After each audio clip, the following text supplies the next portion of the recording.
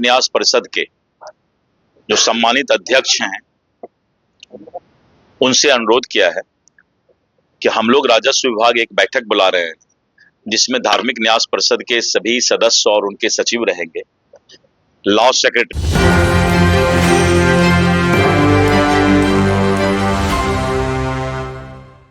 मठ मंदिर के जो जमीन है उसे भू माफियाओं ने अधिग्रहण कर रखा है, उसे उन्हें वापस लौटाना ही पड़ेगा। नमस्कार, आप देख रहे हैं एक न्यूज़ 24। मैं मनीष आपके साथ। हम आपको बताते चले कि बिहार सरकार के नए भूमि सुधार मंत्री दिलीप जायसवाल ने कड़ा एक्शन लेते हुए बड़ी ऐलान करते हुए नजर आ रहे हैं। उन्होंने कहा कि जो भी भू माफिया है वो मठ मंदिर के जो जमीन है वो अधिग्रहण कर रखे हैं, उनको वापस करना होगा, नहीं तो उनसे जबरन छीन लिया जाएगा और उन पे कार्रवाई होगा। उन्होंने इस पर प्रतिक्रिया देते हुए कहा कि ये जो जमीन है वो उन भू माफियाओं से छीनकर, उनसे जबरदस्ती छीन करके ये न्यास बोर्ड को दे दिया, धार्मिक न्यास बोर्ड को दे दिया जाएगा। मठ मंदिर जो जमीन है, जो मठ मंदिर है, उन्हें वापस कर दिया जाएगा। इस पर प्रतिक्रिया देते हुए उन्होंने कहा, और क्या कुछ कह रहे हैं सुनिए पहले उनके बयानों।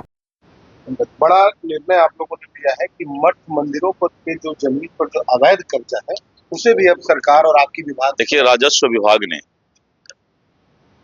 धार्मिक न्यास परिषद के जो सम्मानित अध्यक्ष हैं उनसे अनुरोध किया है कि हम लोग राजस्व विभाग एक बैठक बुला रहे हैं जिसमें धार्मिक न्यास परिषद के सभी सदस्य और उनके सचिव रहेंगे, लॉ सेक्रेटरी रहेंगे और राजस्व विभाग के सभी वरिष्ठ पदाधिकारी रहेंगे। धार्मिक न्यास परिषद का लाखों एकड़ जमीन या तो मठ मंदिर का हो चाहे धार्मिक न्यास परिषद का हो, वो या तो अतिक्रमण के है या फिर आपसी विवाद में फंसा हुआ है। राजस्व विभाग एक पहल शुरुआत करना चाहती है कि धार्मिक न्यास परिषद को भी ये लीगल राइट हो और वो इस तरह के जमीन को जो है कैसे अतिक्रमण मुक्त कराए और कैसे उसको लीगलाइज करे, तो ये बहुत आवश्यक है। इसी के लिए राजस्व विभाग ये पहल करने जा रही है कि धार्मिक न्यास बोर्ड के सभी जमीन सुरक्षित रहें। इसकी चिंता आदरणीय श्री सम्राट चौधरी जी, माननीय मुख्यमंत्री बिहार सरकार के नेतृत्व में कर रही है। सर, एक तस्वीर सामने आई, भागलपुर में एक अपराधी जो है वो अपना जो पिस्तौल है उसके हाथ में गंगा प्रवाहित कर रहा है और कह रहा है कि आज से वो अपराध नहीं करेगा।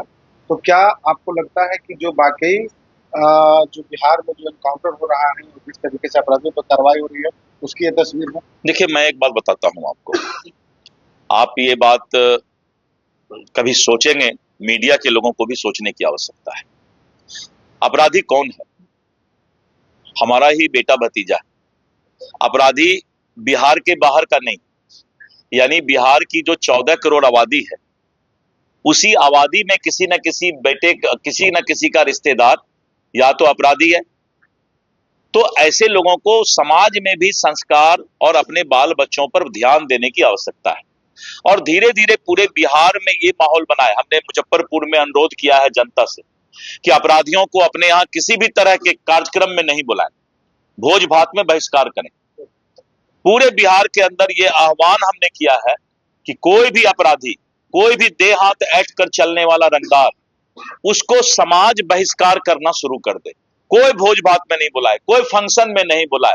तो जब अपराधी का समाज बहिष्कार करना शुरू करेगा, चिन्हित करना शुरू करेगा, तो सरकार भी वैसे अपराधी को कानूनन सजा देने का काम करेगा। और ये माहौल अब बिहार में बनना शुरू हो गया है और जल्द ही इस तरह का माहौल बनेगा।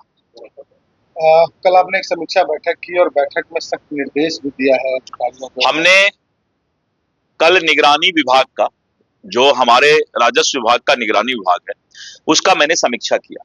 मैंने देखा कि 4 साल, 5 साल, 6 साल, 7 साल से किसी का जो है जांच अटका हुआ है, किसी का रिपोर्ट आना बाकी है और वो आराम से निलंबित होकर के घर में जो है और सिर्फ जो है बैठ करके और आने वाले समय में बाद में कोर्ट में भी जीत करके वो पूरा पैसा ले लेगा। कल हमने स्पष्ट इंस्ट्रक्शन दिया है कि जो भी अधिकारी हैं, जांच अधिकारी हैं, संचालन अधिकारी हमारे एडिशनल कलेक्टर होते हैं, उनको अंतिम चेतावनी दिया जाए, पत्र दिया जाए कि अगर आप संचालन समिति के द्वारा जांच प्रतिवेदन 15 दिन के अंदर जमा नहीं करते हैं। ऐसे सैकड़ों पदाधिकारी हैं जिन पर जांच लंबित है और हमारे जिला के जो वरिष्ठ पदाधिकारी लोग हैं उनका रिपोर्ट जांच प्रतिवेदन भेजने में देर कर रहे हैं। हम अंतिम पत्र दिए हैं कि जांच करने वाले अधिकारी आप अनियमितता के ऊपर तुरंत जांच का रिपोर्ट करें और ऐसे लोगों को जल्द से जल्द सजा दिया जा सके, नहीं तो फिर जांच करने वाले अधिकारी पर कार्रवाई के लिए मैं सामान्य प्रशासन विभाग को लिखूंगा। राहुल गांधी के टिप्पणी पर क्या कहेंगे प्रधानमंत्री? देखिए, राहुल गांधी मुझे लगता है कि मानसिक रूप से विक्षिप्त हो चुके हैं।